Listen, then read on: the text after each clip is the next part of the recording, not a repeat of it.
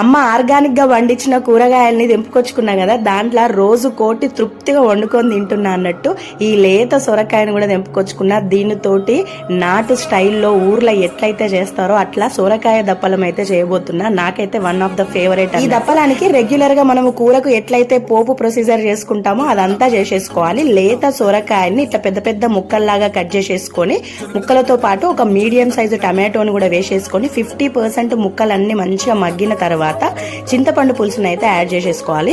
ఇప్పుడు దీంట్లోకి వేయించిన జీలకర్ర పొడి, ధనియాల పొడి, కొంచెం మెంతి పొడి, చిటికెడు బెల్లం వేసేసి పులుసును మంచిగా మరగనివ్వాలి. పులుసు మరిగిన తర్వాత ఒక 2-3 స్పూన్ల బియ్య పిండిలో నీళ్లు పోసేసుకొని ఉండలు లేకుండా కలిపి ఈ పులుసులోకి అయితే యాడ్ చేసేసుకోవాలన్నట్టు. ఈ పులుసుని చిక్కగా అయ్యే వరకు మళ్ళీ ఒక 5 నిమిషాలు అయితే మరిగించుకోవాలి. మరిగేటప్పుడు కొంచెం కరివేపాకు, కొత్తిమీర వేసుకోరి. ఆ ఫ్లేవర్ నెక్స్ట్ లెవెల్లో ఉంటది. ఇది చల్లారిన తర్వాత అన్నం వేసుకొని తింటే మామూలుగా ఉండదు, అమృతమే. ట్రై చేయి.